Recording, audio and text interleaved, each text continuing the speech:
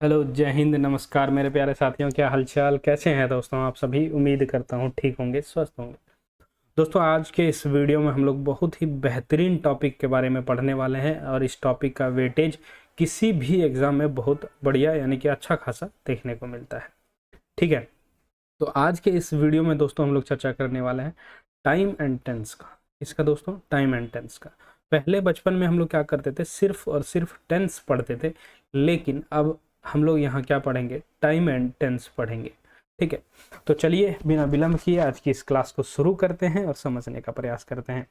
आप लोगों से उम्मीद यही करूंगा कि आप लोग बढ़िया होंगे, स्वस्थ होंगे और बिल्कुल पढ़ रहे होंगे। ठीक है, और आप लोगों से और एक निवेदन है मेरा ये कि अगर आप चैनल में नए हैं तो चैनल को सब्सक्राइब जरूर कर लें और चैनल को ज़्यादा से ज़्यादा शेयर कर दें, ताकि मेरा मोटिवेशन का लेवल बढ़ता रहे और मैं आप लोगों के लिए बेहतर से बेहतरीन काम करने का प्रयास करूं। ठीक है, तो इतना ही मैं कहना चाहूँगा और बाकी हम लोग सिर्फ और सिर्फ इस चैनल पर पढ़ने पर फोकस करेंगे। ठीक है, कोई बिना किसी डिस्ट्रैक्शन के हम लोग सिर्फ और सिर्फ पढ़ने का काम करेंगे। ठीक है, तो चलिए आज की इस क्लास को शुरू करते हैं और समझने का प्रयास करते हैं। हम लोग आज जो टेंस पढ़ेंगे इसको बिल्कुल ही बेसिक से उठाएंगे, बिल्कुल ही रूट लेवल से स्टार्ट करेंगे। मैं ये मानकर चलूँगा कि जो भी बच्चे मेरा वीडियो देख रहे हैं, जो भी भाई बहन मेरा वीडियो देख रहे हैं, वो बिल्कुल हिंदी मीडियम के बच्चे हैं, बिल्कुल प्योर गाँव के बच्चे हैं। ठीक है, तो उनको कैसे एक बेसिक से एडवांस लेवल तक उठाया जाए, इस चीज़ को लेकर मैं चलूँगा। ठीक है, अगर आपको इसमें से थोड़ी सी बहुत चीज़ें अगर आती भी हो पहले से, तो आपको बिल्कुल भी घबराना नहीं है, बिल्कुल भी पैनिक नहीं होना, पेशेंस रखना है। क्यों? क्योंकि हम लोग इस चैनल पर अभी वीडियोज़ के माध्यम से पार्ट वाइज वीडियो टेंस का कंप्लीट करना पड़ेगा, क्योंकि टेंस एक बहुत बड़ा चैप्टर है।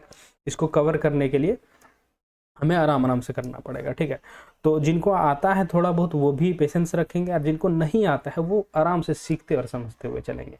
तो चलिए बिना टाइम को वेस्ट किए और समझने और सीखने का प्रयास करते हैं। जैसे कि मैंने बोला कि क्या पढ़ेंगे भाई, हम लोग टाइम एंड टेंस पढ़ेंगे। Time and tense. ठीक, तो सबसे पहले मैं आप लोगों से पूछना चाहूँगा कि अगर आपसे ये कहें कि टाइम किसे कहते हैं, टाइम क्या होता है, तो हमें टाइम का मतलब अगर समझना है तो टाइम सिर्फ क्या होता है, ये एक स्टेट ऑफ चेंज है। क्या है दोस्तों? State of change. यानी कि स्टेट का मतलब यहाँ क्या हो गया, स्टेट का मतलब हुआ अवस्था, यानी कि अवस्था में जो परिवर्तन होते रहता है उसी को हम लोग कहीं ना कहीं समय कहते हैं। ठीक है, अभी मान के चलिए हमारा कुछ और अवस्था है, अभी हम प्रिपरेशन के दौरान में हैं, स्टूडेंट लाइफ में है, तो हमारे पास बहुत सारी चीज़ों की कमी है। यही अगर आप कल सक्सेस हो जाएंगे, आपकी जॉब लग जाएगी, तो आपके पास पैसा ही पैसा होगा, आप जो मर्जी वो कर सकते हैं ना। ठीक है, तो ये क्या है, हमारे अवस्था में परिवर्तन आ जाएगा कुछ समय के बाद, तो उसी को हम लोग कहीं ना कहीं समय कहते हैं। ठीक है, स्टेट ऑफ चेंज। ठीक, अगर मैं फिर थोड़ा सा और हम लोग चर्चा करें बेसिक चीज़ों पे, पहले हम लोग ध्यान देंगे टेंस। टेंस किसे कहते हैं, तो अगर इस पे अगर आप लोग जोर डालेंगे तो टेंस का कोई डेफिनेशन ही नहीं है। ये सिर्फ और सिर्फ होता क्या है, ये होता है सिर्फ वर्ब का फॉर्म होता है। मान के चलिए वर्ब का फॉर्म आगे हम लोग डिस्कस करेंगे। वर्ब का फॉर्म का मतलब ये हुआ, मान के चलिए गो। ठीक, गो यानी कि V1, वेंट जैसे ही बोल दिया हमने V2 यानी कि पास्ट। ठीक है, V3 ING अगर लगा देते हैं, V4 गोइंग यानी कि हम लोग कॉन्टिन्यूस की बात कर रहे हैं। ठीक है, तो टेंस क्या है, हम लोग ये कह सकते हैं tense is nothing, it's the form of verb.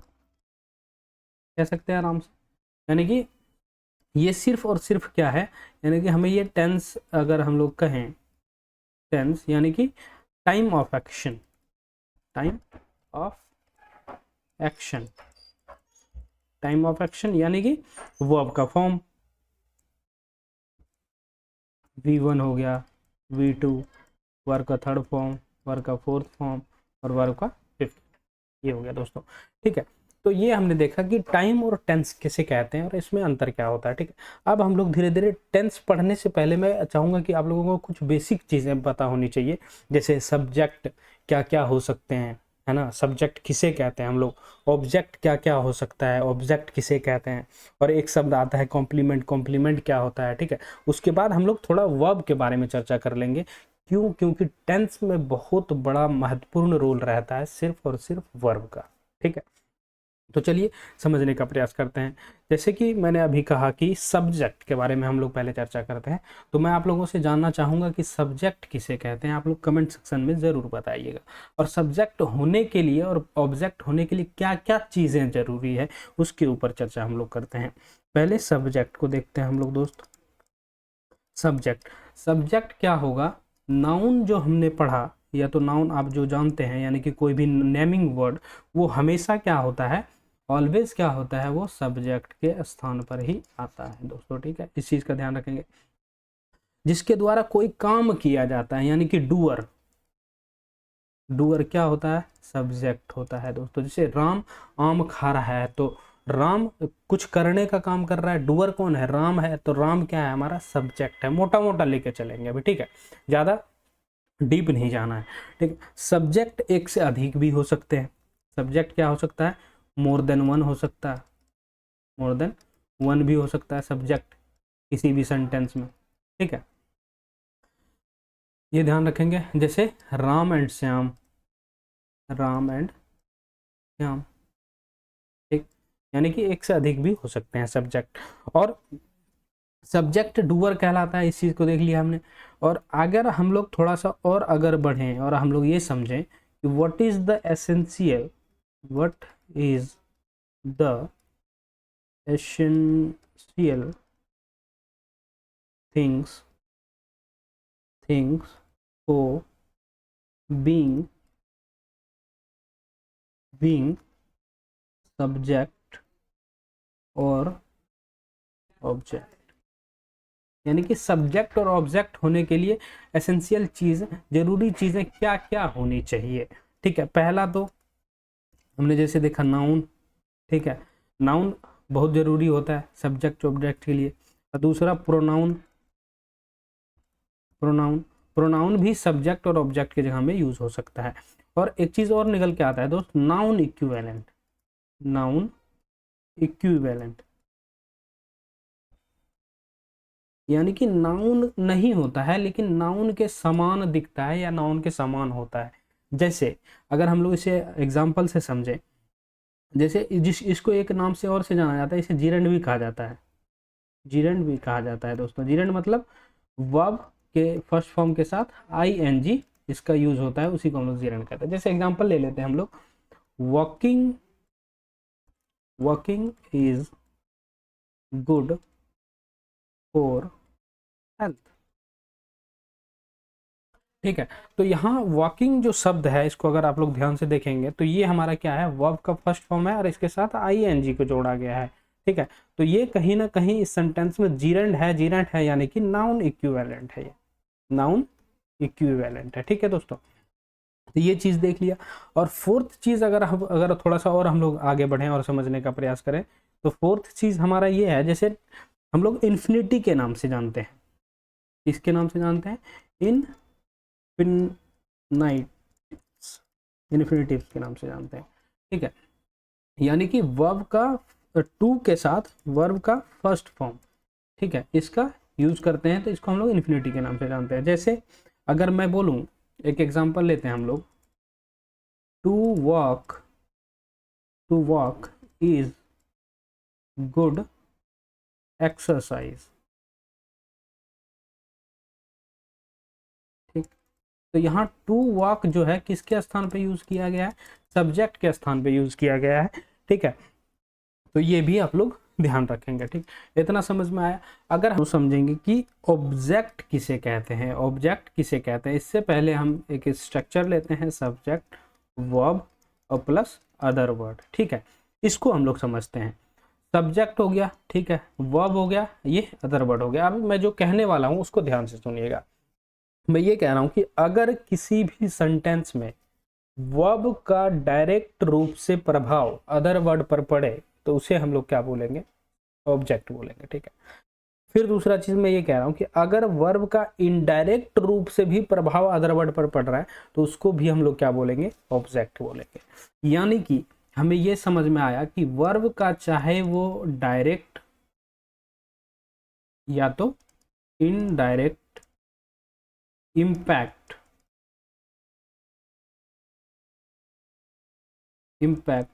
पड़ रहा है, इम्पैक्ट यानी कि प्रभाव, डायरेक्ट या इनडायरेक्ट रूप से प्रभाव अदर वर्ड पर पड़ रहा है तो उसे हम लोग क्या बोलेंगे, ऑब्जेक्ट बोलेंगे। जैसे एग्जांपल से समझ लेते हैं, अगर मैंने बोला सीता ईट्स अ मैंगो, समझिएगा ध्यान से। ठीक, दूसरा एक एग्जांपल ले लेते हैं, सी लाफ्स एट यू, समझिएगा। अब मैंने कहा Sita it's a mango, it's यानी सब्जेक्ट यहाँ क्या है, सीता है। ठीक है, इट्स क्या है, हमारा वर्ब है। ये मान लेते हैं अदर वर्ड, अभी हमें नहीं पता ऑब्जेक्ट है कैसे। अगर मैंने क्या बोला कि वर्ब का डायरेक्ट या इनडायरेक्ट रूप से इंपैक्ट अगर अदर वर्ड पर पड़े तो उसे ऑब्जेक्ट बोलेंगे। यानी कि सीता क्या कर रही है, खाने का काम कर रही है, किसको, आम को। मान के चलिए आम का पहले क्या ये स्ट्रक्चर था, ये स्ट्रक्चर था आम का, इसने खाते खाते सीता ने क्या इतना खा लिया। ठीक, इतना खा लिया तो ये वाला स्ट्रक्चर बचा। यानी कि इसमें प्रभाव तो पड़ रहा है ना, डायरेक्ट इंपैक्ट पड़ रहा है, डायरेक्ट इंपैक्ट देखने के लिए मिल रहा है हमें। तो यानी कि ये मैंगो क्या हो गया, हमारा ऑब्जेक्ट हो गया। ठीक, डायरेक्ट इंपैक्ट। अब जैसे सी लाफ्स एट यू, आप खड़े हैं, वो दूर से देख के हंस रही है, तो आपके ऊपर कहीं ना कहीं डायरेक्ट इनडायरेक्ट रूप से इंपैक्ट पड़ेगा। ठीक है, कि आपके मन में कुछ चलेगा, अच्छा मुझे देख के हंस रही है, इसका मतलब क्या है, मतलब कंफ्यूजन में आ जाएंगे आप, क्या है नहीं है वो चीज़ें अलग है। तो यहाँ वर्ब का क्या हो रहा है, इम्पैक्ट तो पड़ रहा है, लेकिन कैसे पड़ रहा है, इनडायरेक्ट रूप से पड़ रहा है। तो इसी को हम लोग क्या बोल देंगे, ऑब्जेक्ट बोल देंगे। ठीक है, सब्जेक्ट हमें समझ में आ गया, देख लिया हमने सब्जेक्ट क्या क्या होना चाहिए, सब्जेक्ट के लिए क्या जरूरी है, ऑब्जेक्ट देख लिया। और एक शब्द और आता है कॉम्प्लीमेंट। क्या आता है दोस्तों, कॉम्प्लीमेंट, उसको भी हम लोग समझ ही लेते हैं। जैसे कॉम्प्लीमेंट,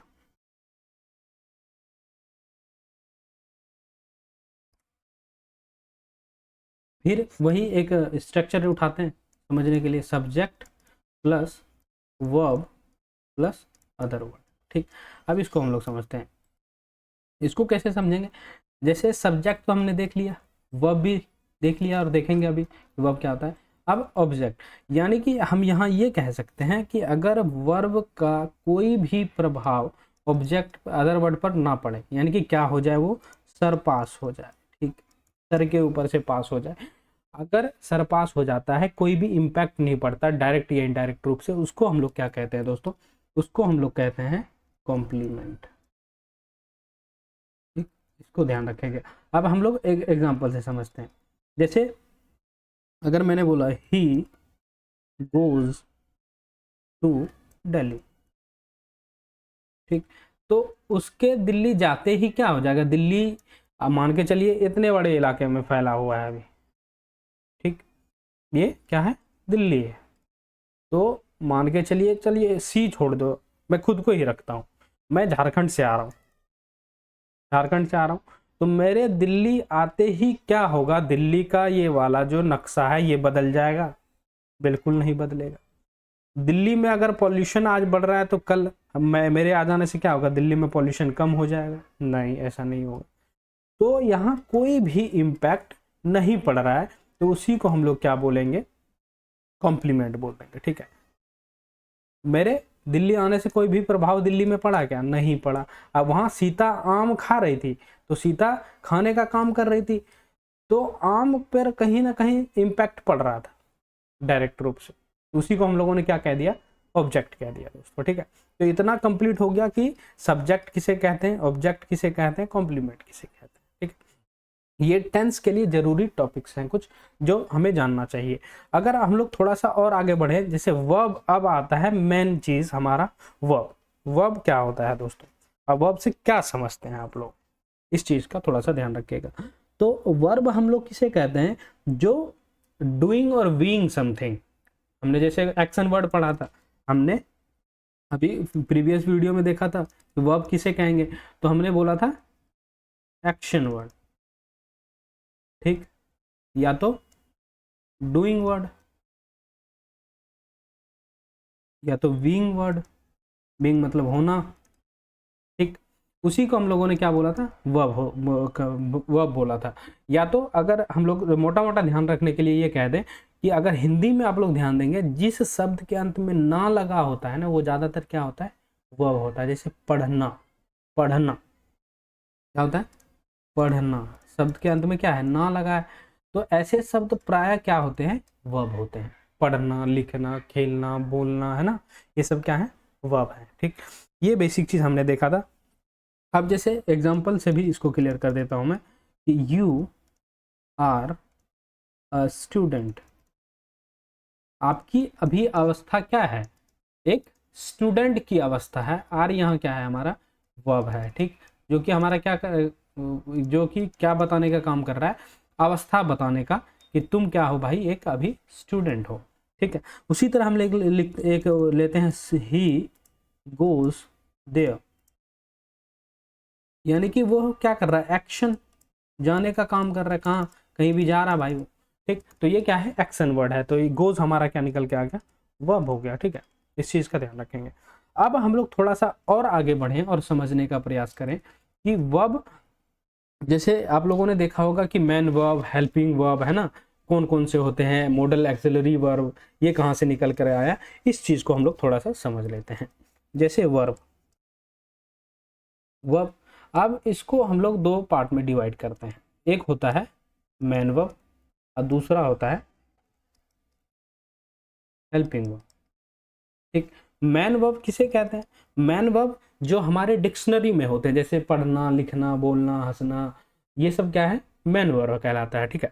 अब हेल्पिंग वर्ब को ही किसके नाम से जाना जाता है, एक्सिलरी वर्ब के नाम से जाना जाता है, एक्सिलरी वर्ब के नाम से जाना जाता है, यानी कि इसको सहायक वर्ब भी कहा जाता है, सहायक क्रिया, सहायक क्रिया के नाम से भी जाना जाता है, ठीक। अब एक्सिलरी वर्ब कितने होते हैं भाई, एक्सिलरी वर्ब टोटल मिला के अगर हम लोग देखें तो एक्सिलरी वर्ब के भी तीन टाइप होते हैं। कौन कौन से, पहला प्रिंसिपल एक्सिलरी वर्ब, क्या, principal auxiliary verb, principal auxiliary verb के अंदर क्या क्या आता है, is, am, are,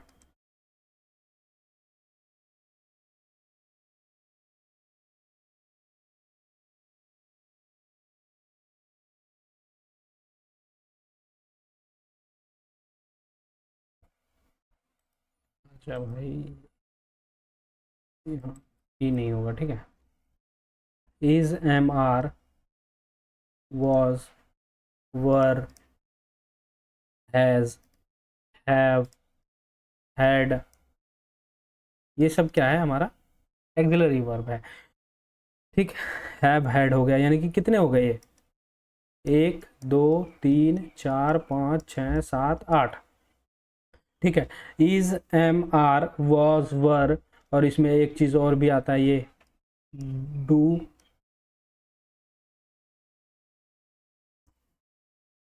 do, does, ये सब हमारे क्या, प्रिंसिपल एक्सिलरी वर्ब में आते हैं।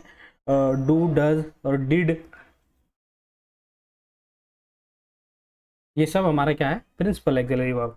Is, am, are, was, were, has, have, had, do, does, did, ठीक है। यानी कि टोटल कितने हो गए, 11 हो गए। और थोड़ा सा हम लोग अगर आगे बढ़ें तो हम लोग यहाँ समझने का प्रयास करेंगे कि अब मॉडल एक्सिलरी वर्ब किसे कहा जाता है, मॉडल्स के नाम से जो जानते हैं हम लोग, ठीक है। जैसे shall, will, shall, will, would,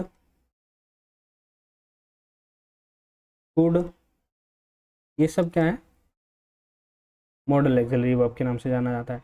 जैसे और हम लोग ले, मे, माइट, है ना, मे, माइट हो गया, कैन, कुड, उसके बाद वुड तो हो गया, उसके बाद may, might, may, might, must, must, ought to,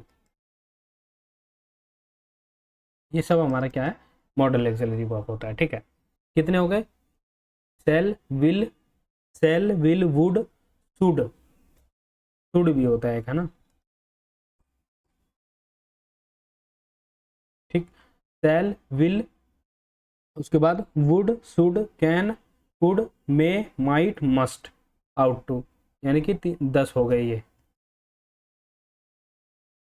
और एक और आता है जिसे हम लोग सेमी मॉडल्स के नाम से जानते हैं, यानी कि इसमें आता है नीड, डेयर और इसमें यूज टू, ये हमारे क्या होते हैं, मॉडल एक्सिलरी वर्ब्स कहलाते हैं, एक्सिलरी वर्ब्स कहलाते हैं। ठीक है, ये समझ में आ गया।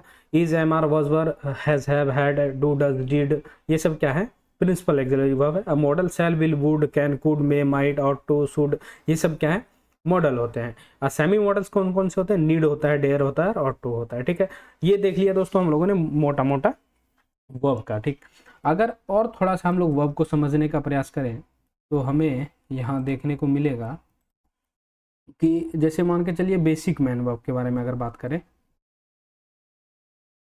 बेसिक मैन वर्ब, अब देखते हैं हम लोग V1, V2, V3, V4, V5। ठीक, अब आप लोग एक चीज देखिएगा, जैसे यहाँ लेते हैं गो, इसका सेकंड फॉर्म क्या हो जाएगा, वेंट, थर्ड फॉर्म गोन, गोइंग, ठीक, गोज, ये हो गया पांचों फॉर्म।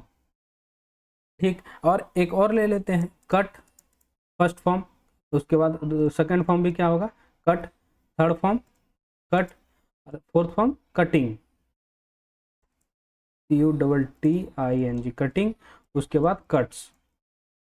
ये दो हम लोगों ने एग्जांपल लिया। ठीक, अब इससे हम लोग समझते हैं चीज़ों को।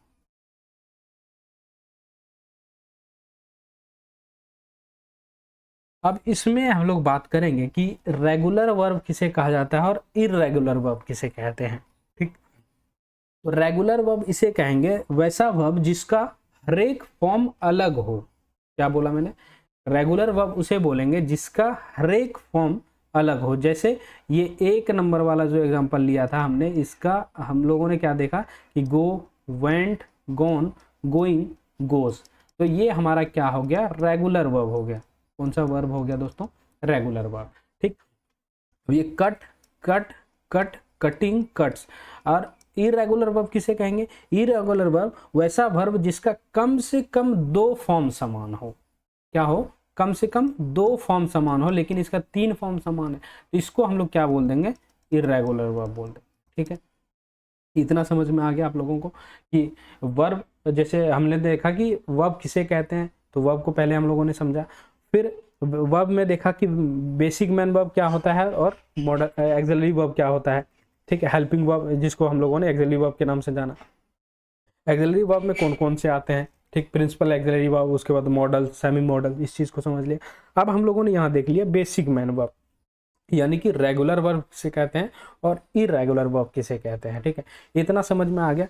तो कुल मिला के बात यह है कि टेंस में अगर हम लोग बात करें तो वर्ब का बहुत बड़ा रोल समझ में आता है। इसीलिए हम लोग ये कह सकते हैं verb is the king of sentence, यानी कि अगर सेंटेंस में वर्ब का फॉर्म चेंज होता है तो उसका मीनिंग चेंज हो जाता है। ठीक है, ये हम लोग आसानी से कह सकते हैं। ठीक, तो आज के इस वीडियो में हम लोगों ने क्या देखा दोस्तों कि टेंस पढ़ने से पहले क्या क्या बेसिक चीज़ें होनी चाहिए जो हमें ध्यान रखना चाहिए। ठीक है, इन सभी चीज़ों के बारे में हम लोगों ने आज डिस्कस किया। उम्मीद करूंगा कि आप लोगों को ये वीडियो समझ में आई होगी और पसंद भी आया होगा। अगर वीडियो पसंद आया तो वीडियो को लाइक जरूर कर दें और चैनल में नए हैं तो चैनल को भी सब्सक्राइब जरूर कर लें। ठीक है, तो अब अगला जो पार्ट है हमारा मेन प्रॉपर जो है टेंस शुरू करेंगे, उसमें हम लोग सीखने का। ठीक है, ये तो एक इंट्रोडक्शन था, बेसिक चीज़ों को देखा हमने कि टेंस स्टार्ट करने से पहले क्या क्या समझ होना चाहिए हमारे अंदर, इस चीज़ को हम लोगों ने देख लिया। ठीक है, तो उम्मीद करूंगा कि आप लोगों को ये वीडियो अच्छी लगेगी और मिलते हैं किसी नेक्स्ट वीडियो में, तब तक आप ध्यान रखिए, पढ़ते रहिए। Thank you so much.